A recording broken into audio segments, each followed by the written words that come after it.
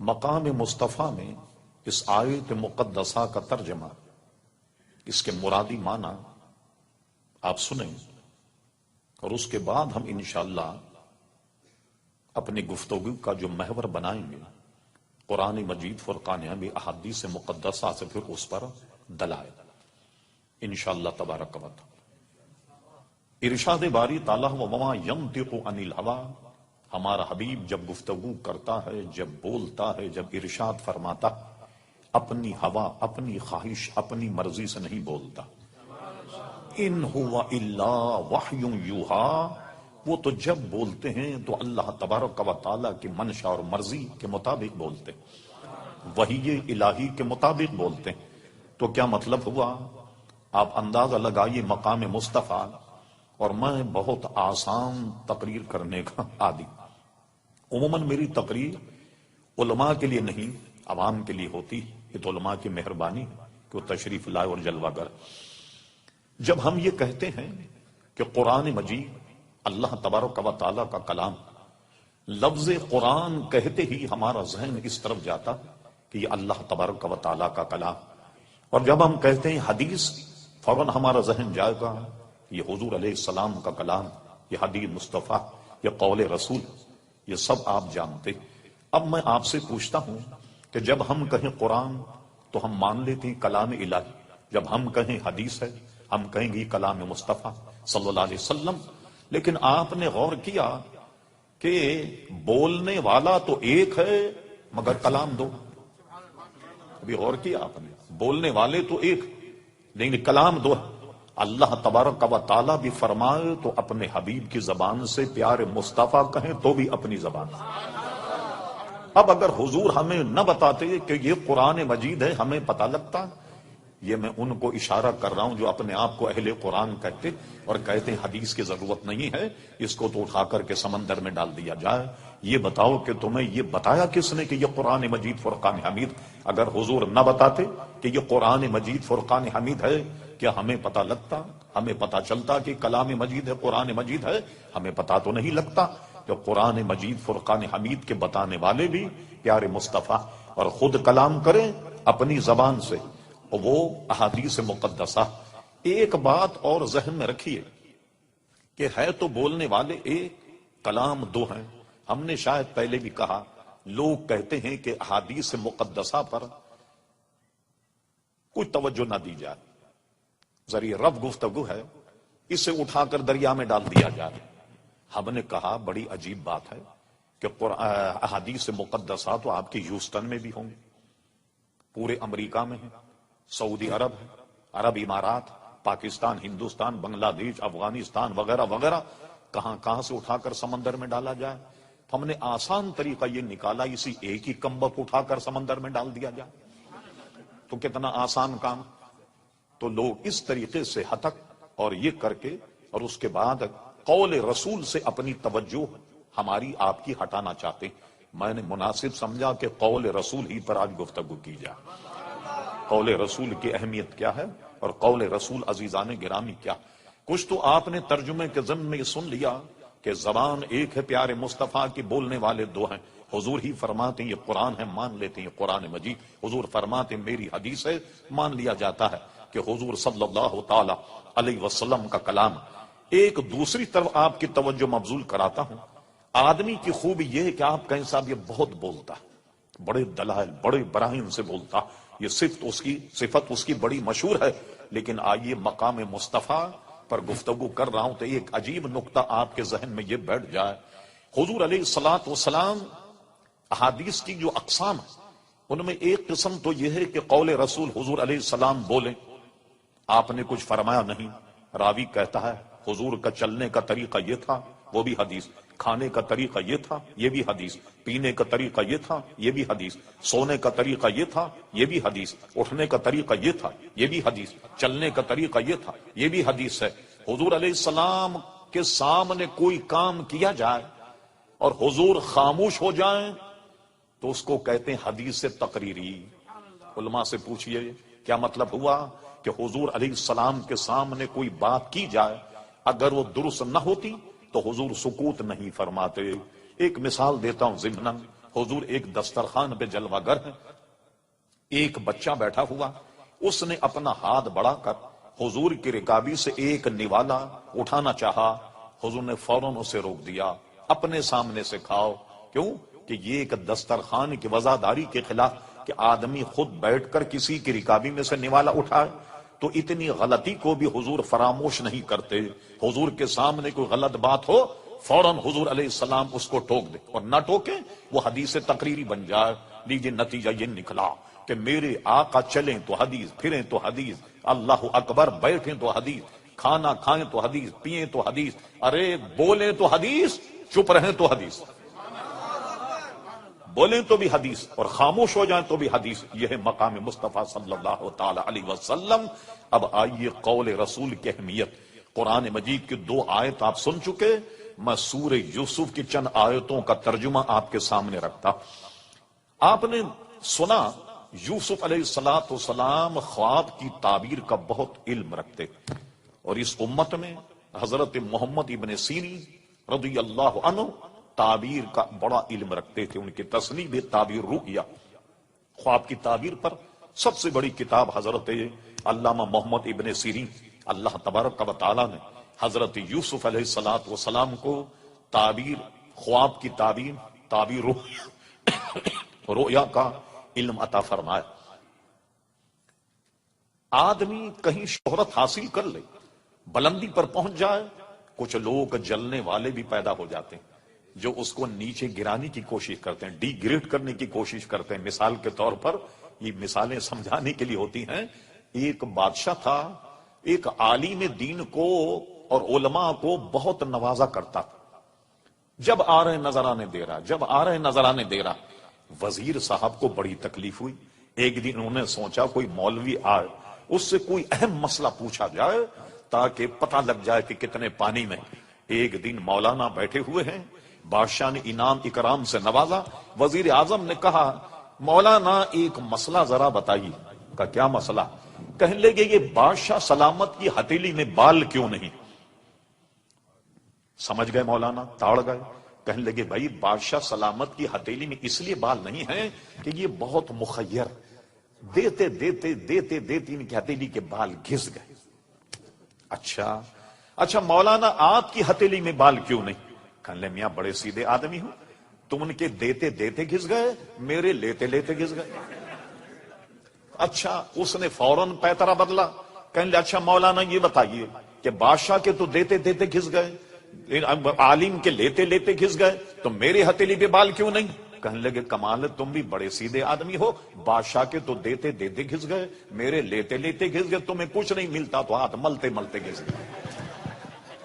تو یہ عموماً لوگ جو ہیں وہ ایسے ہر دربار میں ہوا کرتے ہیں کہ جو تنقید کا نشانہ۔ عزیزان گرامی، اب کیا ہوا؟ یوسف علیہ السلام نے بلندی حاصل کر لی تعبیر رؤیا میں۔ 2 حاسدین آئے، انہوں نے کیا ڈرامہ کیا؟ یہ پورا قرآن مجید سورہ فاتحہ موجود ہے، علماء کرام یہاں موجود ہیں۔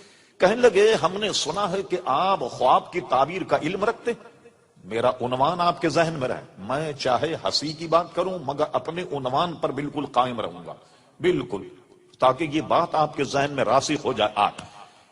کہنے لگے ہم نے سنا ہے کہ آپ خواب کی تعبیر کا علم رکھتے ہیں۔ کہا اللہ تعالیٰ نے مجھے دیا ہے۔ کہنے ہم نے دونوں نے ایک ایک خواب دیکھا۔ کہا بتاؤ کیا خواب دیکھا؟ اس نے اپنا خواب بتایا، آپ کا ٹائم بچانے کے لیے مجھے اور بھی گفتگو کرنی، اپنا خواب بتایا۔ دوسرے نے کہا تم نے کیا خواب دیکھا؟ انہوں نے اپنا خواب بتایا۔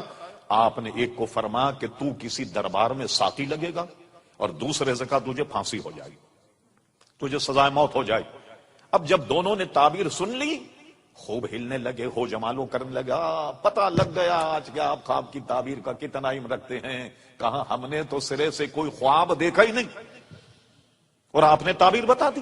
تو بتا جا کہ آپ تعبیر جب بتائی تو معلوم ہوگا آپ خواب کی تعبیر کا علم نہیں رکھتے۔ خوب ہنس ٹھٹا، اللہ کے نبی سے ٹھٹا اور مذاق، بے ادبی سے اللہ تعالیٰ بچا۔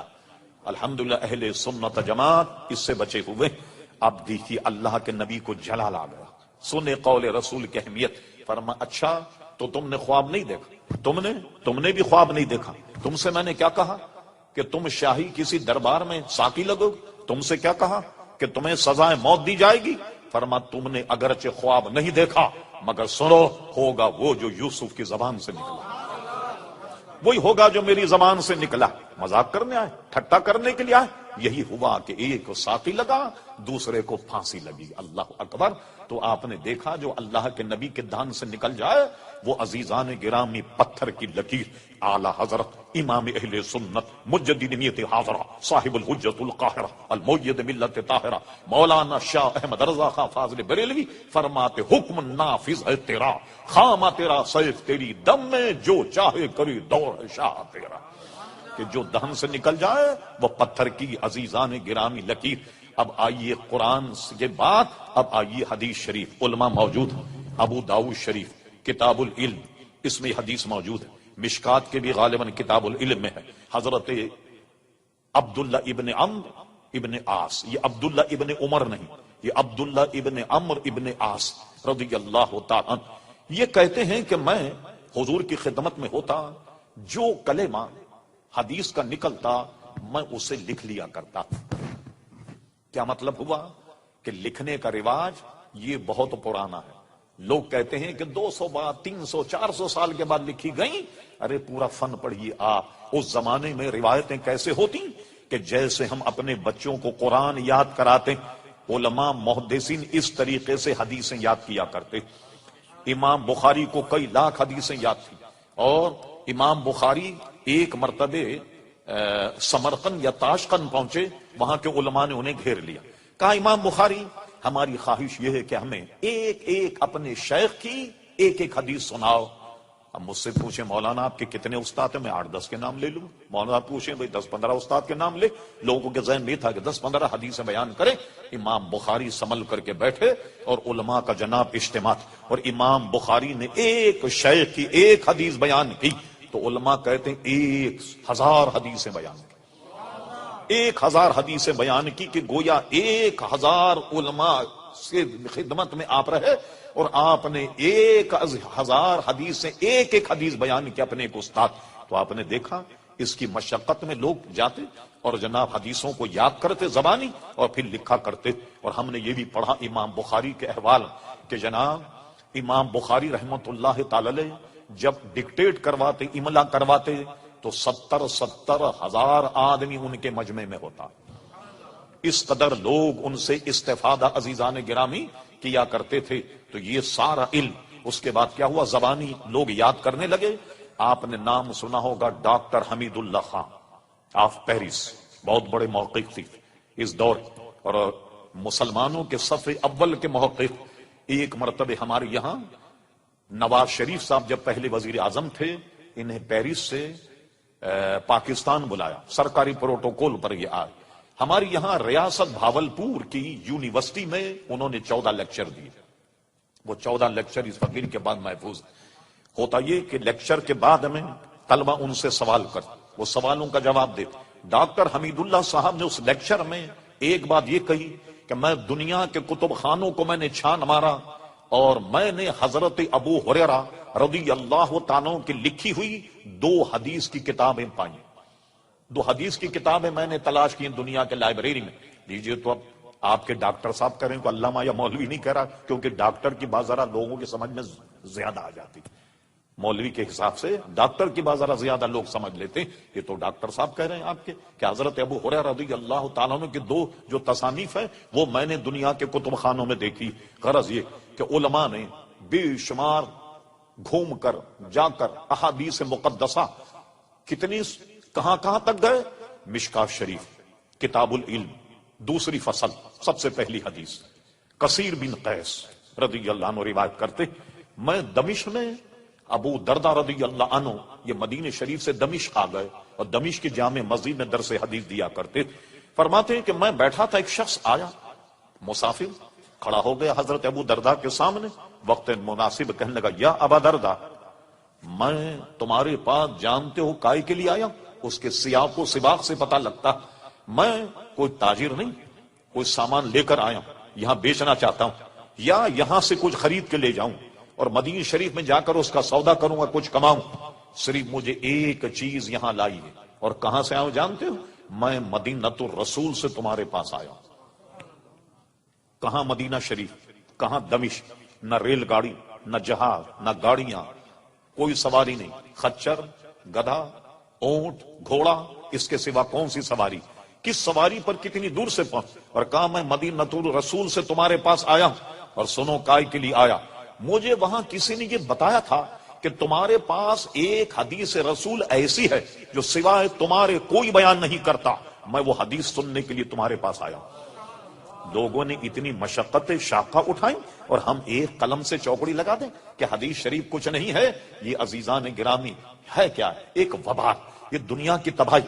یہ ہو کیوں رہا؟ یہ اس لیے ہو رہا کہ جو اس کا سبجیکٹ نہ ہو اس پر وہ گفتگو کرے۔ ڈاکٹر کا کام کیا قرآن مجید کا ترجمہ کرنا؟ کیا پروفیسر صاحب کا کام قرآن کی تفسیر بیان کرنا؟ یہ کہ عجائب چھچورا پن ہمارے یہاں ہو گیا۔ اور ہوشیار رہیے کہ جناب دن میں ناچ رہے ہیں، رات میں قرآن کی تفسیر بیان کریں۔ لوگ کہتے ہیں واہ واہ واہ، دیکھا آپ نے پبلک بھی کیسی داد دے رہی کہ دن میں ناچ رہا اور قرآن مجید کی تفسیر بیان کرا، رات میں دن میں گانے گا رہا اور رات میں قرآن مجید کی تفسیر بیان کر رہا۔ ایک صاحب تھے، ہمارا مزاج دیکھی، وہ کمپیوٹر سے آیت نکال کر پڑھ کر تلاوت کر کے تفسیر بیان، کیمرہ لگ جاتا کمپیوٹر پہ، قرآنی آیت وہ ترجمہ کرتے۔ لوگ کیا کہتے؟ صاحب کمپیوٹر وہ دیکھ کے آیت پڑھتا۔ اور ہمارے جیسا مولوی 20 آیت پڑھ دے بغیر کمپیوٹر کے، اپنے ذہن اور اپنے دل اور دماغ پر بھروسے میں، وہ کمال نہیں، کمپیوٹر پہ دیکھ کے آیت پڑھتا۔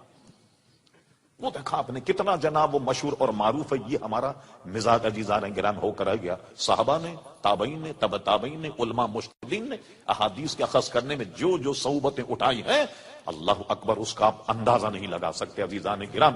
اور اس میں اتنا محتاط تھے کہ اس کی وجہ سے اسماء الرجال کہہ کے علم وضع ہوا کہ جو حدیث کے 5 اگر راوی ہیں، ایک ایک کی جان پڑتال کیجئے، یہ 5 کون ہے؟ یہ بکر ہے، کہاں کا رہنے والا؟ اس کے باپ کون؟ والدین کیا؟ بیک گراؤنڈ کیا؟ کسی سے قرضہ لے کر بھاگ تو نہیں گیا، کہیں جھوٹ تو نہیں بولا، کسی پر ظلم تو نہیں کیا، کبھی کوئی شرعی تعدیب تو اس پر نہیں لگی۔ ایک ایک آدمی کی جان پڑتال کی جاتی۔ امام بخاری کی تاریخ دیکھ، فرماتے ہیں میں نے اپنی تاریخ میں جو ہزاروں کے نام لکھے، ایک ایک آدمی کے حال سے میں واقف ہوں۔ میں نے تو زخامت سے بچنے کے لیے بڑے کم احوال لکھے۔ یہ اسماء الرجال ایک علم وضع ہوا، ہر ایک آدمی کی جانچ پڑتال عزیزان گرامی کی جاتی۔ ایک حدیث لینے کے لیے پہنچے، جس سے حدیث لینی، وہ ایک تھیلا پکڑے اپنے گھوڑے کو بلا رہے تھے، آ آ آ، گھوڑا آ گیا۔ جب اس نے تھیلے میں منہ ڈالا تو انہوں نے فوراً تھیلا گھوڑے کے منہ میں پکڑ لیا، پکڑنے کے بعد اس کو باندھ دیا۔ جو حدیث لینے آیا اس نے کہا اوہ، اس نے تو گھوڑے کو دھوکہ دیا، دھوکہ دے کر کے پکڑا کہ اس کے تھیلی میں چارہ، اور بلا کر کے انہوں نے اس سے حدیث نہیں لی۔ فرما جو جانور کو دھوکہ دیتا وہ آدمی کو بھی دھوکہ دے سکتا۔ اتنا محتاط انداز اختیار کیا محدثین نے، اور ہم نے چوکڑی لگا دی، حدیث کوئی چیز نہیں، گفتگو طویل نہ ہو جائے۔ حضرت عبداللہ ابن عمرو ابن عاص فرماتے ہیں جو بات حضور کی زبان سے نکلتی میں اسے لکھ لیا کرتا۔ قریش کے کچھ لوگ میرے پاس آئے اور مجھ سے کہا یا عبداللہ، تم اپنے نبی کی ہر بات لکھ لیتے ہو؟ کبھی وہ غصے میں بھی ہوتے ہیں، کبھی شفقت اور پیار محبت کے عالم، تم تو لکھ لیتے ہو، یہ حدیث ہے۔ کیا مطلب تھا ان کا؟ مقصد یہ تھا بتقاضۂ بشریت، حضور غصے میں ہو، کوئی بات ایسی کہہ دیں جو خلاف واقع، اور تم تو لکھ دو گے کہ یہ حدیث۔ حضرت عبداللہ نے لکھنا موقوف کر دیا۔ اس کے بعد حضور علیہ السلام سے پوچھا یا رسول اللہ صلی اللہ علیہ وسلم، میں اپنی یاد کے لیے حدیثیں لکھ لیا کرتا، قریش کے کچھ لوگ آئے اور مجھ سے کہا کہ تم تو ہر بات لکھ لیتے ہو، حضور کبھی غصے میں بھی ہوتے ہیں، کبھی شفقت و مہربانی کے عالم میں، تو کیا مطلب تھا غصے میں ہوں تو کچھ ایسی بات کہہ دے جو خلاف واقعہ، اور تم ہر بات لکھ لے۔ میں نے لکھنا موقوف کر دیا۔ اب ارشاد فرمائے میں کیا کروں؟ حضور نے ارشاد فرمایا، سنیے، فرمایا یا عبداللہ، اپنے دھن کی طرف، ابھی کہتے ہیں اشارہ کیا اپنے زبان کی طرف، یا عبداللہ جو بات یہاں سے نکلے تو اسے لکھ لیا کر، اکتب، جو نکلے لکھ لے، قسم خدا کی مجھ پر کیفیت کچھ بھی ہو مگر میری زبان سے سوا حق کے کچھ نہیں نکلتا۔ یہ معیار دیکھا آپ نے؟ ہاں، مجھ پر کیفیت کچھ بھی ہو مگر میری زبان سے وہ حق کے کچھ نہیں نکلتا۔ اس لیے علماء اہل سنت نے لکھا نہ حضور کے قول میں کوئی غلطی ہو سکتی ہے اور نہ حضور کے فعل میں کوئی غلطی ہو سکتی۔ وجہ کیا ہے؟ قول رسول کو رب کریم اپنا قول قرار دے رہا، اور حضور کے فعل میں اگر کوئی غلطی ہوتی، قرآن کی آیت سنیے، پھر یہ نہیں ہوتا ارشاد باری تعالیٰ قل ان کنتم تحبون اللہ فاتبعونی یحببکم اللہ. تم اگر اللہ سے محبت رکھتے ہو، اللہ کے عزیز اور اللہ کے پسندیدہ، اللہ کے برگزیدہ بندہ بننا چاہتے ہو، حبیب کہہ دو فاتبعونی، وہ میری اتباع کرے، حضور کی اتباع کرے. جب حضور کی اتباع کرے یحببکم اللہ، اللہ انہیں اپنا محبوب بنا لے گا. اگر حضور کے فعل میں کوئی غلطی ہوتی تو ان کی اطاعت واجب نہیں ہوتی. پھر معلوم ہوا نہ فعل میں غلطی ہے نہ قول میں کوئی غلطی ہے. کم سے حدیث سے آپ نے سمجھ لیا کہ حضور علیہ الصلوۃ والسلام فرماتے مجھ پر کیفیت کچھ بھی ہو مگر میری زبان سے سوائے حق کے کچھ نہیں نکلتا. تو جو بھی حضور ارشاد فرمائے سمجھ لیجیے پتھر کی لکیر ہے. اب میں آپ کے سامنے صرف دو حدیث، دو واقعے آپ کے سامنے رکھتا جس سے اندازہ لگائی. صحابہ کرام علیہم رضوان حضور علیہ السلام کی بات سن کر بڑے حیران ہوتا، لیکن جب وہ واقعہ رونما ہوتا یہ تو وہ بات ہے جو حضور نے فلاں وقت ہمیں ارشاد فرمائی. کتاب الفتن مشکا شریف آخری میں ہے. وہ ملاحظہ فرمائیے ایک مرتبہ منافقین نے حضور کے علم پر تان کیا. کیا تان کیا؟ کہنے لگے دیکھو ہم تو حضور کے پاس بیٹھتے ہیں، بات بھی کرتے ہیں، خوب ہنستے بولتے بھی، اور حضور ہمیں پہچانتے ہی نہیں. کیا مطلب ہوا کہ ہمیں جانتے ہی نہیں وہ؟ صحابہ کرام نے یہ بات حضور تک پہنچا دی. ایک مرتبہ مجمع تھا، حضور منبر پر کھڑے، فرما کیا بات تم لوگ میرے معاملے میں ایسی بک بک کرتے ہو؟ کھڑے ہو گئے. فرما پوچھو جو تمہاری طبیعت چاہے پوچھو. پوچھ رہے تھے لوگ، جواب دے. حضرت عمر فاروق فرماتے ہیں حضور نے قیامت تک کے واقعات بیان کر دیے. ہم میں وہ عالم زیادہ جس نے زیادہ یاد رکھا، جو بھول گیا سو بھول گیا. مگر ہم بھول گئے، کوئی بات اگر رونما ہوتی ہم فوراً ہمارا ذہن جاتا کہ یہ تو وہی بات ہے جو نبی کریم علیہ السلام نے فلاں وقت ہمیں ارشاد فرمائی تھی، تو ہمیں فوراً یاد آ جاتا. پھر اس کے بعد آپ نے کیا کیا؟ وہ باہر نکالنے پر انہوں نے مسجد بنائی کہ مسجد درار، مسجد درار کفرم و تفریقم بین المؤمنین. یہ مسجد بنائی اور حضور نے فرمایا کہ لگا دو اس کو آگ. جلا، کفر اور نفاق کی تفریق کر رہے اس کو آگ لگوا دی حضور صلی اللہ علیہ وسلم نے. غرض یہ کہ جو بات نکل جائے. صحابہ کرام کہتے ہیں میں بعد میں یاد آتا کہ یہ بات تو حضور نے اتنے عرصے پہلے ہم سے بیان فرما دی تھی. اب اس پر میں جس پر صحابہ کرام بڑے تعجب کرتے اور بڑا عجیب واقعہ، میں دو حدیثوں اور واقعہ بتاتا ہوں آپ کو. ایک حدیث تو واقعہ یہ کہ ابھی اسلام کا غلبہ نہیں ہوا، بڑی دلچسپ حدیث. چند انگلیوں پہ گننے کے لائق صحابہ تھے جو حضور پر ایمان لائے. ایک مرتبہ آپ بیت اللہ شریف حاضر ہوئے.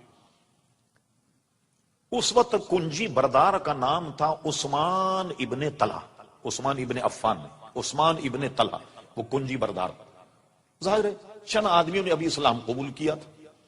اس سے فرمایا بیت اللہ شریف کی کنجی دو. اس نے منع کر دیا، لیکن منع کرنے کا انداز کچھ غیر مہذب تھا کہ میں نہیں دیتا آپ کو کنجی. فرمایا اچھا. فرمایا سنو ایک وقت آئے گا کہ میرا رب مجھے یہ کنجی عطا فرمائے گا اور میں جسے چاہوں گا عطا فرما دوں. سوچنے لگا بتائیے کہاں 10-20 آدمی مسلمان ہیں، کیا مکہ پر قبضہ کر لیں؟ اتنا بڑا وہ ہوگا کہ ان کی بادشاہت ہو جائے اور یہ مجھ سے مسجد بیت اللہ شریف کی کنجی لے لیں؟ وہم و گمان میں یہ بات نہیں، حاشی خیال میں یہ بات نہیں. اب اس کے بعد کیا ہوا؟ آئی گئی بات ختم ہو گئی. حضور علیہ السلام مکہ شریف میں رہے، پھر اس کے بعد ہجرت کر کے مدینہ شریف گئے. ایک عرصہ ہوا، پھر اس عرصے کے بعد حضور علیہ الصلوۃ والسلام فتح مکہ کے موقع پر آپ بیت اللہ شریف تشریف لائے اور پھر مکہ فتح ہو گیا. ساری تفصیل آپ نے 12 سنی ہوگی. اور فتح مکہ فتح ہونے کے بعد کیا ہوا؟ سب کو جمع کیا. سوچ رہے تھے سب کو سزائے موت ملے گی. یہ سنیے اسلام فتح و نصرت حاصل کرنے کے بعد جانتے ہو میں تمہیں کیا سزا دوں گا؟ آج سب کے کان کھڑے ہو گئے. فرمایا میں تمہیں وہ سزا دوں گا جو یوسف علیہ السلام نے اپنے بھائیوں کے ساتھ کیا. کیا کیا تھا؟ فرمایا جتنے میرے دشمن تھے سب کو معاف، عام معاف، مگر جو خدا کے دشمن ہیں، جو بک بک کرنے والے، توہین رسالت والے، وہ چند آدمی تھے جن کے متعلق فرمایا یہ اگر کعبے کی غلاف میں لپٹ بھی جائیں ان کو کھول کر کے ان کی گردنیں مارنا. بعد ایسے باغی کہ جن کے لیے یہ کہا، ورنہ عام معافی کا اعلان کر دیا. چلیے مکہ پر قبضہ ہو گیا، صحابہ کرام نے اطمینان کا سانس لیا. اب حضور صلی اللہ علیہ وسلم بیت اللہ شریف آئے. فرما بلاؤ عثمان ابن طلحہ کہاں؟ لیجیے صاحب ڈھونڈ مچی عثمان ابن طلحہ. لایا گیا ڈھونڈ ڈھان کر کے. اب گردن جھکی ہوئی ہے، نہ جانے کیا حکم ملے، چابی تو دینی تو فاتح ہیں، لیکن سزا کیا ملے؟ گردن اڑا دی جائے، پھانسی دے دی جائے، کیا ہوگا؟ جب آئے وہ سخت نادم، گردن جھکی ہوئی، فرما عثمان ابن طلحہ نکالو بیت اللہ شریف کی کنجی۔ حضور نے کنجی ہاتھ میں لے لی تاکہ قول رسول کی تکمیل ہو جائے کہ میرا رب یہ کنجی مجھے عطا فرمائے۔ اور اس کے بعد دیکھا کہ وہ سخت نادم، شرمندہ، فرما عثمان اٹھاؤ اپنا چہرہ اٹھا، فرما یہ لوگ کنجی اپنے پاس رکھو، اپنے پاس رکھو، جو تم سے لے گا وہ ظالم ہوگا۔ عزیزان گراں، میری تحقیق یہ ہے کہ آج تک اسی خاندان میں بیت اللہ شریف کی کنجیاں چلی آ رہی جنہیں حضور علیہ السلام نے دی۔ ان کے ایک 25-30 سال پہلے جو اس وقت کنجی بردار تھے وہ کراچی بھی آئے، میمن مسجد انہوں نے نماز جمعہ ادا کی، مگر ہمارے ایک مسلمان بھائی نے بڑی شفقت و مہربانی میں کہوں گا ان کے ساتھ کی۔ بعد میں بیچارے جب ملنے گئے زارو قطار رو رہے تھے، وہ بہت ہی افسردہ تھے۔ ہوا یہ کہ میمن مسجد ایک اژدہام ہوتا، بہت لوگ ہوتے، ان کی کوئی خاندانی انگوٹھی تھی، کسی صاحب نے برکت کے لیے مسافہ کرنے میں کھسکا لی، سمجھے؟ مسافہ کرنے میں وہ تبرک سمجھ کر ان کی انگوٹھی کھسکا لی ہاتھ میں سے، تو بیچارے افسردہ تھے کہ میری یہ خاندانی انگوٹھی تھی، لیکن کراچی کے کسی صاحب نے ان کی انگوٹھی پہ ہاتھ صاف کر دیا۔ پھر اس کے بعد اب شاید ان کے صاحبزادے ہوں گے جو وہاں کے سجادہ نشین، جو کنجی بردار ہوں گے، تو آپ نے دیکھا ایک ایسے موقع پر فرمایا کہ میرا رب یہ کنجی مجھے عطا فرما اور میں جسے چاہوں گا عطا فرما دوں گا۔ اور حضور نے کنجی لی اور لینے کے بعد فرمایا کہ یہ نادم ہے، چلو لو تم ہی کنجی کو رکھو۔ اور بعد میں مسلمان ہو گئے، ایمان لے آئے، جماعت صحابہ میں وہ شامل بھی ہو گئے۔ تو آپ نے دیکھا کہ جو بات حضور کے دہن سے نکلی، اس لیے امام اہل سنت کہتے ہیں وہ زبان جس کو سب کن کی کنجی کہیں، اس کی نافذ حکومت پہ لاکھوں سلام۔ ایک واقعہ، دوسری حدیث سنیے۔ حضور علیہ السلام نے ہجرت کی، حضرت علی کو بستر پر چھوڑا، امانتیں حضور کے پاس، اور آپ نے یہ سنا ہوگا کہ حضور علیہ السلام پر ایمان نہیں لائے لوگ، لیکن حضور کو امین اور صادق ضرور کہتے، یہ امانت دار۔ حضور تب رب کریم کا حکم آ گیا، ہجرت کے لیے نکلے، حضرت علی کو بستر پر لٹایا، اور اس کے بعد جب نکلے تو چاروں طرف لوگ گھیرے ہوئے تھے الیاذ باللہ حضور علیہ السلام کو قتل کرنے کے لیے۔ اور حضور علیہ السلام نے کیا کیا؟ حدیث شریف میں آپ سورہ یاسین تلاوت کرتے ہوئے نکلے، اور جب لوگوں کے سامنے سے گزرے یہ آیت قرآن کے حضور کے دہن پر تھی، وَجَعَلْنَا مِن بَيْنِ أَيْدِهِمْ سَدًّا وَمِنْ خَلْفِهِمْ سَدًّا فَأَغْشَيْنَاهُمْ فَهُمْ لَا يُبْصِرُونَ۔ حضور نے یہ آیت پڑھی، سارے کافر اندھے ہو گئے، کوئی حضور کو نہیں دیکھ پایا۔ آپ چلے گئے، آپ نے سنا ہوگا واقعات، غار ثور میں چلے گئے، یہاں بھی نظر نہیں آئے، اور ایک روایت میں کہ غار ثور کے ارد گرد گھومنے لگے کافر، وہاں بھی حضور نظر نہیں آئے۔ لیجیے آپ مجھ جیسے مولوی سے پوچھے، مولانا یہ بتائیے کہ حضور جسم اور جسمانیت رکھتے تھے تو نظر کیوں نہیں آئے؟ بھائی میں کہوں گا یہ حضور کا معجزہ تھا اس لیے نظر نہیں آئے، آپ بھی سمجھ لیں گے بات۔ لیکن آئیے ہم اعلی حضرت امام اہل سنت مجدد دین و ملت پروانہ شمع رسالت عظیم البرکہ عظیم مرتبت مولانا شاہ احمد رضا خان فاضل بریلوی کی دیوڑی پر جاتے ہیں۔ حضور یہ بتائیے، ہم نے مولانا سے مسئلہ پوچھا تو انہوں نے کہا بھئی ایک حضور کا معجزہ نظر نہیں آیا، آپ بتائیے حقیقت حال کیا؟ امام اہل سنت نے کیسے ٹیکنیکل انداز میں سمجھایا، فرما جان ہے، جان کیا نظر آئے؟ جان ہے، جان کیا نظر آئے؟ کیوں عدو گرد غار پھرتے ہیں؟ ارے حضور جان ہے، اور جان آدمی کے بہت زیادہ قریب ہوتی ہے، بوجہ اقرب، بوجہ قریب ہونے کے، اس لیے حضور علیہ السلام نظر نہیں آئے۔ اور آپ بار سن چکے، وہ جان اس کائنات کی جان، ای جہاں او جہاں، وہاں کے جہاں کی جان، میری جان، آپ کی جان، اور مجھ سے پوچھو میں کہوں گا وہ ایمان کی بھی جان۔ اور امام اہل سنت کہتے اللہ کی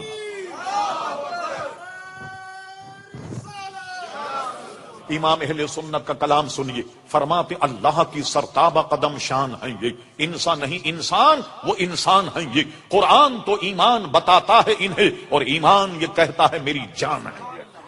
حضور علیہ السلام تو ایمان کی بھی جان ہے، آپ سمجھے کیوں نظر نہیں آئے؟ کہ جان ہے، جان کیا نظر آئے؟ کیوں عدو گرد غار پھرتے ہیں دشمنوں؟ کیوں غار کے ارد گرد گھوم رہے؟ وہ تو جان ہے، جان بھی کہیں نظر آتی ہے۔ چلیے صاحب غار ثور میں بیٹھے رہے، اللہ کا حکم تھا، 3 دن قیام کیا، اس کے بعد نکلے، یہاں ادھم ہو گیا، بڑے بڑے کھوجی لگ گئے. یہ آج کل کے کھوجی، یہ تو ان کے نزدیک پانی بھریں. آپ پڑھیے اس زمانے کے کھوجیوں کا حال یہ تھا کہ آدمی کے پیر کا نشان دیکھ کر شکل پہچان لیا کرتے تھے. جیسے آج کل انگوٹھا لگا کر لوگوں کو پہچان لیا جاتا ہے، وہ پیر کا نشان دیکھ کر آدمی کو پہچان لیا کرتے. یہی وجہ کہ ابو بکر صدیق جب گئے غار ثور تو پورا پیر زمین پر نہیں رکھا، ایڑی اٹھا لی اور پنجوں کے گل گئے، پنجوں کے بل گئے تاکہ کسی کو انسانی پیر کا نشانی نہ ملے. اللہ اکبر. اور ایسا عظیم پہاڑ ہے وہ، دیکھیے اس کو پورا سر کر کے، اور حضور علیہ السلام کو غار ثور میں عزیزان گرامی چھوڑا. اب سنیے، حضور علیہ السلام غار سے نکلے، نکلنے کے بعد اب سفر جاری. سفر کر رہے ہیں، کچھ دیر جب گئے تو انہوں نے کیا کیا، 100 اونٹ رکھے تھے انعام کہ جو حضور کا کھوج لگائے 100 اونٹ اس کو انعام میں دیے جائیں. اس وقت یہ عرب شریف کا سب سے بڑا انعام تھا، 100 سرخ اونٹ یہ دیا جائے. جو کھوجی کھوج لگا رہے ہیں سب کی کھوپڑی میں 100 اونٹ تھے سرخ، یہ ملے گا ہمیں. کوئی کھوجی نہیں پہنچ پایا، ایک کھوجی پہنچ گیا. اللہ اکبر. صدیق اکبر کبھی پیچھے کبھی آگے، خطرہ پیچھے دیکھتے ہیں تو پیچھے آ جاتے، آگے خطرہ دیکھتے ہیں تو آگے آ جاتے ہیں. چل رہے ہیں، پیچھے سے کوئی گھوڑے کے ٹاپ کی آواز آئی. حضور نے اپنی گردن شریف گھمائی، فرما کیا سراقہ ہے؟ ایسے گھوما، واقعی وہ سراقہ تھا. ٹاپ کی آواز سن کر فرمایا کہ کیا سراقہ؟ واقعی سراقہ تھا، اور وہ حضور کو پکڑنے آیا تاکہ 100 اونٹ جو ہیں وہ حاصل کر لیں. فرما سراقہ قریب آیا، فرما سراقہ باز آ جا. اس کے تو سر میں کھوپڑی میں 100 اونٹ گھوم رہے، وہ کیسے باز آتا؟ حضور کو پکڑنے کے لیے لپکا. یہ بھی کمال ہے حضور کے دہن کا. فرما زمین پکڑ سراقہ. اتنا کہنا تھا کہ زمین نے اس کے پیروں کو پکڑ لیا گھوڑے کے، وہ گرتے گرتے بچا. کہنے لگا شاید یہ پہلی مرتبہ ہوا کہ حضور میں باز آ جاؤں. جی فرما زمین چھوڑ دے سراقہ. زمین نے سراقہ کو چھوڑ دیا. چلیے پھر ایک دو دفعہ ایسا ہوا، لیکن اس کو یقین ہو گیا کہ اگر میں نہیں مانا تو زمین میں دھس جاؤں گا.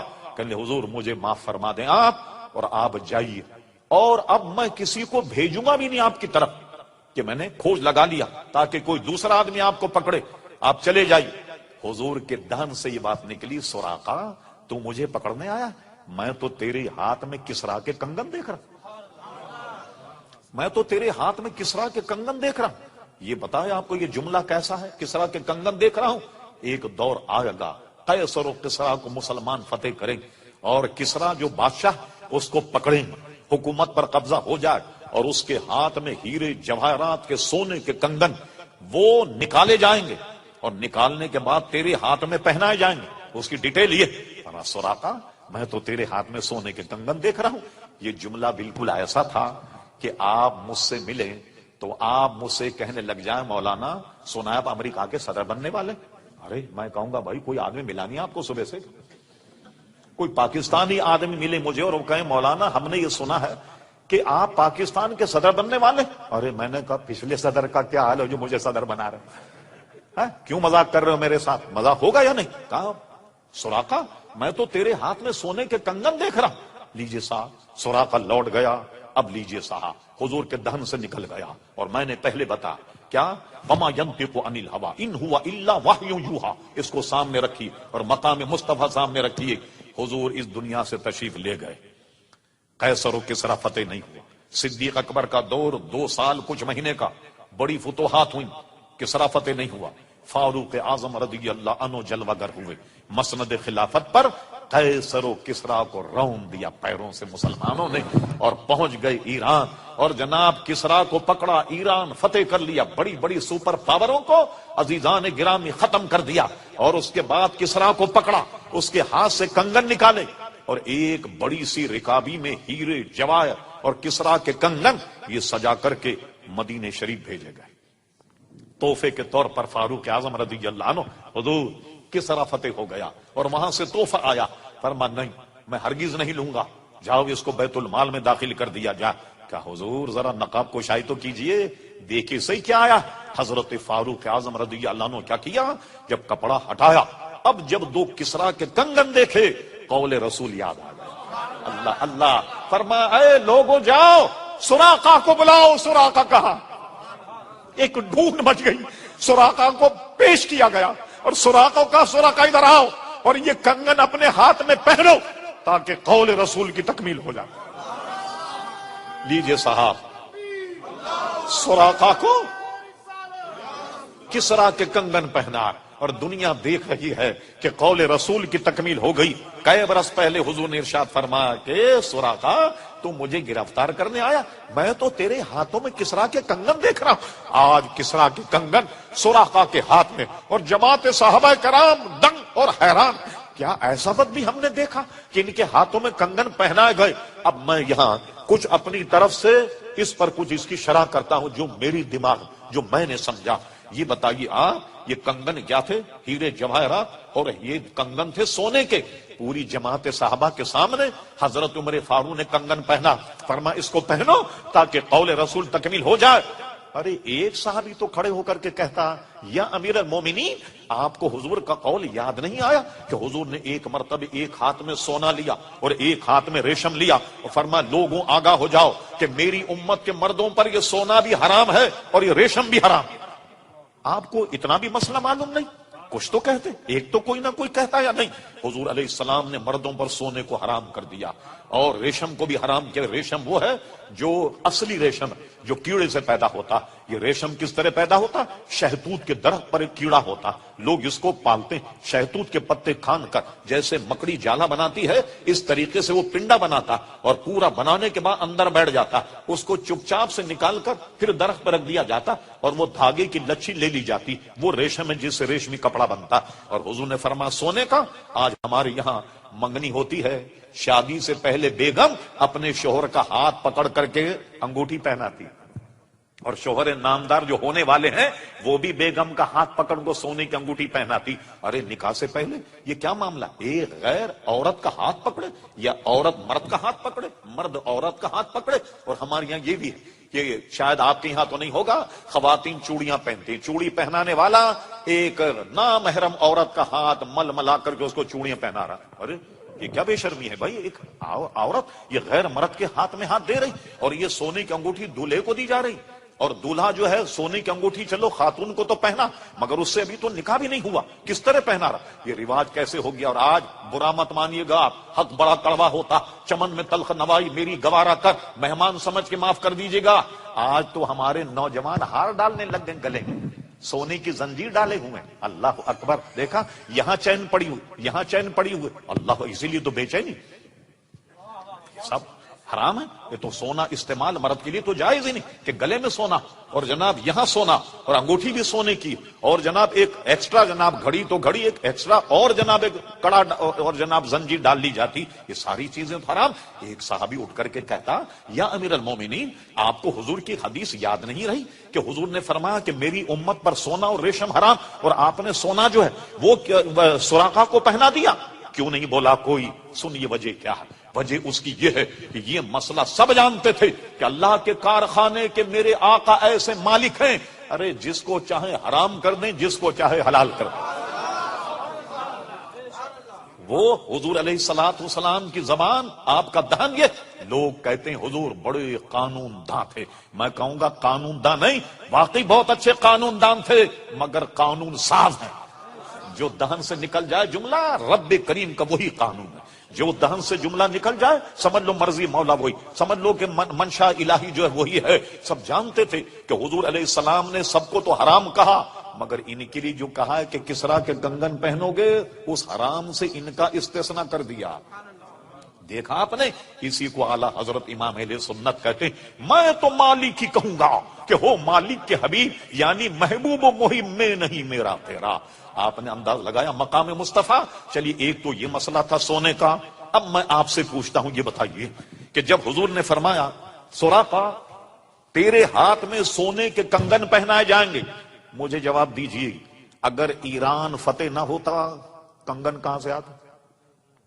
قول رسول کا کیا بنتا؟ ایک بات. دوسری بات آپ یہ سمجھیے اگر سراقہ کا انتقال ہو جاتا کس کے کنگن پہنائے جاتے؟ غور کیجیے. ہاں کس کے کنگن پہنائے جاتے؟ اللہ اللہ. معلوم ہوا کہ حضور نے یہ بھی ضمانت دے دی کہ کسرا فتح ہوگا اور سراقہ کو کہا تیری موت نہیں آئے گی جب تک کہ تجھے کنگن نہ پہنا دیے جائیں. کہیں ایسا نہ ہو کہ تیرا انتقال ہو جائے تو لوگ کہیں گے حضور تو کہہ گئے تھے کہ تیرے ہاتھ میں سونے کے کنگن اور تیرا انتقال ہو گیا، کسے کنگن پہنائے جائیں؟ قول رسول کی تکذیب ہو جاتی، مگر اللہ اللہ رب کریم اپنے محبوب کی ہر بات کی لاج رکھتا ہے۔ جب تک کسرا کا فتح نہیں ہوا حضرت سراقہ اس وقت تک زندہ تھے تاکہ وہ زندہ رہیں، اور ان کو زندگی کی ضمانت دے دی کہ جب تک کسرا کے کنگن نہیں پہنائے جائیں گے تیرا انتقال نہیں ہوگا۔ اور دوسرا یہ کہ کسرا فتح ہوگا، فتح نہ ہوتا تو پھر کیا ہوتا؟ یہ ہے وہ قول رسول کے جناب حکم نافذ ہے تیرا، خامہ تیرا سیف تیری دم میں جو چاہے کرے دور ہے شاہ تیرا۔ اس قسم کی میں کئی حدیثیں بیان کر دوں آپ کے سامنے، ایک حدیث بیان کرے۔ اب ہم آتے ہیں ذرا دیگر بزرگان دین کے واقعات۔ حج کا حکم آیا، لیکن میں بڑا اختصار کر رہا ہوں۔ حج کا حکم آتے فرمایا تم پر حج فرض کر دیا گیا۔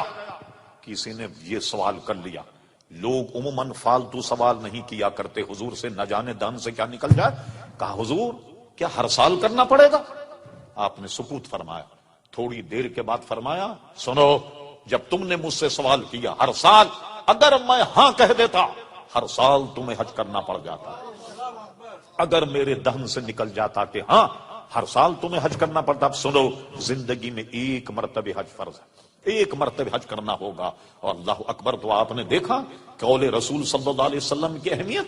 اب آئیے ذرا سا، یہ آپ نے سمجھ لو۔ اب آئیے صحیح ستہ میں حدیث فرما بعض خاصان خدا ایسے ان کے کپڑے وغیرہ بہت میلے کچیلے ہوتے ہیں، تم اپنے قریب نہیں ان کو پھٹکنے دو، مگر اللہ تعالیٰ کے ہاں ان کا مقام یہ ہے کہ کسی بات پر قسم کھا بیٹھیں، قسم خدا کی ایسا ہوگا، اللہ تعالیٰ ان کے قول کو پورا کرتا ہے۔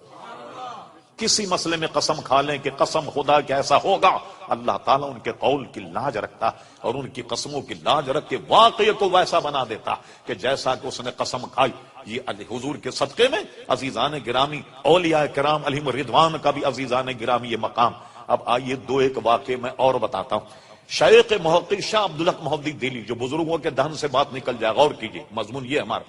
شیخ محقق شاہ عبدالحق محدث دہلوی رحمۃ اللہ تعالی اپنی کتاب اخبار الاخیار میں لکھا، آپ میں کوئی گجرات کے صاحب ہوں گے، احمد آباد میں مزار شاہ عالم رحمت اللہ تعالی علیہ، بہت مشہور مزار۔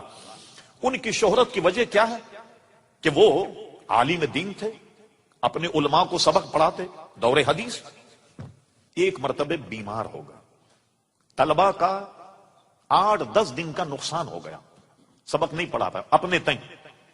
8-10 دن کے بعد وہ ایک تخت پر بیٹھتے، اس تخت پر بیٹھے اور کفے افسوس کہ بہت برا ہوا، 8-10 دن میں بیمار رہا اور تمہیں سبق نہیں پڑھا سکا اور ناغہ ہو گیا سبق کا۔ ان کا نہیں صاحب، آپ تو روز ہمیں سبق پڑھاتے رہے۔ کہا روز سبق پڑھاتے رہے؟ کہا میں تو بیمار تھا، یہ معمہ بن گیا۔ سرکار ابد قرار پیارے مصطفیٰ ان کے خواب میں آئے، کہا شاہ عالم تیرے طلباء کا نقصان ہو رہا تھا، اس لیے 8-10 دن ہم نے سبق پڑھایا، ہم نے سبق پڑھایا۔ تو جس تخت پر وہ سبق پڑھایا گیا، بعد والوں نے اس تخت کو اٹھا لیا، اب اس کے بعد کوئی نہیں بیٹھ۔ اٹھانے کے بعد ایک درخت میں لٹکا دیا، جو آج بھی درخت میں لٹکا ہوا، اور مشہور یہ ہے گجرات میں، پورے ہندوستان میں، اس تخت کے نیچے کوئی آدمی اگر جائے تو پیارے مصطفیٰ کی جلوہ گری کی برکت سے اس کی دعا قبول ہو جاتی ہے۔ لیجئے صاحب، شیخ محقق لکھتے ہیں، شاہ عالم رحمت اللہ جا رہے، یہ بات زبان پہ رہے، آپ کے ذہن میں رہے کہ قول رسول اور بزرگوں کے قول کا حضور کے صدقے میں کیا۔ ایک جگہ جا رہے تھے تو اس کو لکھا کس نے؟ امام المحدثین امام الائمہ شاہ عبدالحق محدث دہلوی۔ یہ 200-400 برس پہلے کے نہیں، ان کے وصال کی تاریخ 1052 ہجری۔ اب اندازہ لگائیے، 300 سال سے زیادہ عرصہ ہو گیا، اتنے پرانے محدث سارے ہندوستان میں سند حدیث کے لانے والے شیخ محقق شاہ عبدالحق محدث دہلوی رحمۃ اللہ علیہ، یہ جا رہے تھے۔ توجہ، ایک چیز سے ٹھوکر لگی، ایسے ٹھوکر لگی۔ جب ٹھوکر لگی تو فرمایا یہ کیا ہے؟ لکڑی ہے، لوہا ہے، پتھر ہے، یہ ان کے دہن سے نکلا۔ شیخ محقق کہتے ان کی زبان سے نکالنا تھا کہ جس سے ان کو ٹھوکر لگی، ادھر سے دیکھو تو لکڑی نظر آتا، ادھر سے دیکھو تو پتھر نظر آتا، ادھر سے دیکھو تو لوہا نظر آتا۔ لیجیے صاحب، تینوں خوبیاں اس میں پیدا ہو گئی۔ اللہ کے ولی کی دہن سے یہ نکلا کہ کیا ہے؟ لوہا ہے، لکڑی ہے، پتھر ہے۔ تو تینوں خوبیاں اس میں پیدا ہوں. کسی اینگل سے دیکھیے تو لکڑی نظر آ, کسی اینگل سے دیکھیے تو آپ کو پتھر نظر آتا, کہیں سے دیکھیں تو لوہا نظر آتا. یہ اللہ کے بندے کے دہن سے جو بات نکل جائے وہ عزیزان گرامی آپ نے غور کیا, جب ان کے غلاموں کا یہ حال ہے تو پیارے مصطفیٰ کا کیا حال ہوگا. آئیے بمبئی میں ایک مزار, پتہ نہیں ہمارے ہندوستانی بھائی وہاں گئے یا نہیں, ان کا نام ہے حضرت عبداللہ رحمت اللہ تعالی علیہ. ان کا مزار بمبئی میں ہے. الحمدللہ بمبئی میں میں نے ان کے مزار پر حاضری دی. وہ بزرگ ہیں کہ بریلی شریف سے اعلی حضرت ان سے ملنے کے لیے آئے تو میزبانی کے طور پر انہوں نے کہا مولانا بڑی دور سے آئیں گے, کیا پیئیں گے؟ کافی پیئیں گے, سوڈا پیئیں گے, چائے پیئیں گے؟ اعلی حضرت نے کہا حضور یہ تینوں باتیں آپ کے دہن سے نکلی تو تینوں ہی پلا دیں. جب آپ کے منہ سے نکلی ہے تو تینوں پلا دیں. اچھا وہ بھی ایسے انٹرنیشنل بزرگ تھے, انہوں نے کیا کیا, کافی بنائی, چائے بنائی, سوڈا, تینوں کو ملا کر کے کپ میں دیا. کیونکہ کہا نا سوڈا, کافی اور چائے تینوں کو ملا کر کے کپ میں دے دیا. اور اعلی حضرت بڑی عقیدت سے اس کو پی لیا. آپ سن کر حیران ہوں گے آج بھی ان کے مزار پر لنگر یہی چلتا, چائے, کافی اور جناب سوڈا, یہ تینوں کو پلا کر کے گلاس میں دے کر گلاس دیا جاتا ہے کہ بھی اعلی حضرت نے یہ کہا لہذا جتنے زائرین مزار پر آنے والے وہ گویا یہی پئیں, سوڈا, کافی اور جناب چائے ملا کر کے چھوٹے چھوٹے کپوں میں یہ دی جاتی. تو آپ نے دیکھا جو بزرگوں کے دہن سے نکل جائے, اللہ اکبر, اللہ تبارک و تعالی اس میں کیسی برکت اور کیسے ایک دوسرے کا قدر کیا جاتا. اب آئیے وقت کافی ہو چکا, ایک واقعہ اور سنا کر کچھ مختصر گفتگو. وہ یہ ہے کہ ایک اعلی حضرت کے زمانے میں نواب تھے, ان کا نام تھا نواب امجد علی. وہ شکار کو گئے اور ہرن پر نشانہ باندھ کر جب گولی چلائی, جانے نشانہ خطا ہو گیا, کیا ہوا, گولی کسی اور کے لگ گئی اور آدمی مر گیا. لیجیے صاحب مقدمہ چلا, آدمی کا انتقال ہو گیا. مقدمے میں برطانوی کوٹ اور کچہری تھی, ان کو سزائے موت سنا دی گئی. سزائے موت سنا دی, فلاں وقت فلاں دن اتنے وقت پر ان کو سزائے موت دی جائے گی. چلیے صاحب سزائے موت انہوں نے سن لی, کال کوٹری منتقل کر دیے گئے, بلیک وارنٹ ان کو دکھا دیا گیا. اور اس کے بعد جب آخری ملاقات کرنے کے لوگ آئے تو وہ ہنس رہے. لوگوں نے کہا کھسک گئی ہے نواب صاحب کی. بھئی آدمی تو صبح مرنا ہے اور ہنس رہا مسکرا رہا, اس کو پرواہ نہیں مرنے. تو انہوں نے کہا کیا مسئلہ کیا ہے؟ ارے کہنے لگے مجھے تو ان کا باپ بھی پھانسی نہیں دے سکتا, تم بے فکر ہو, صبح میں آؤں گا ناشتہ کروں گا گھر آ. لوگ یہی سمجھے کہ کھسک گئی ہے نواب صاحب. مرنے والے بھائی انگریز برطانوی راجے, کسی کی سفارش نہیں, کچھ نہیں, اور صبح ان کو پھانسی ہونے والی. مگر وہ بالکل اطمینان, چہرے پہ ان کے کوئی جھرری نہیں, کوئی جناب پریشانی کا عالم نہیں, اور کہہ رہے ہیں کہ تم صبح انتظام کرنا, میں ناشتہ گھر آ کر کے کروں گا. کسی کی بات سمجھ میں نہیں آئی. لیجیے جناب, آئی گئی رات گزر گئی, صبح جب ہوئی تو لوگ ان کی میت لینے کے لیے آئے. نواب صاحب زندہ باہر. ارے ان سے پوچھا کیا ہوا؟ نواب صاحب پھانسی پہ چڑھ گئے, پھندا گلے میں ڈل گیا. جب بھی نواب صاحب کہہ رہے ہیں تم مجھے پھانسی نہیں دے سکتے پھانسی. جو پھانسی دینے والے وہ بھی پریشان تھے کہ ایسے وقت آدمی کی کچھ ادھر ادھر ہو جاتا ہے دماغ, تو وہ بھی ترجمے.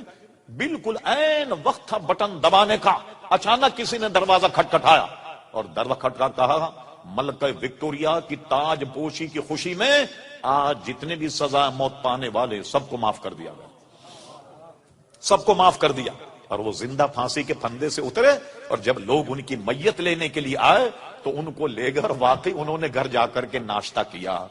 کسی ان سے پوچھا کہ یہ یقین آپ کو کیسے تھا کہ مجھے پھانسی نہیں ہوگی؟ فرما بات اصل میں یہ ہے کہ 2 دن پہلے اعلی حضرت فاضل بریلی میرے پیر و مرشد میرے خواب میں آئے اور مجھ سے کہا نواب امجد علی قسم خدا کی تجھے پھانسی نہیں ہوگی تجھے پھانسی.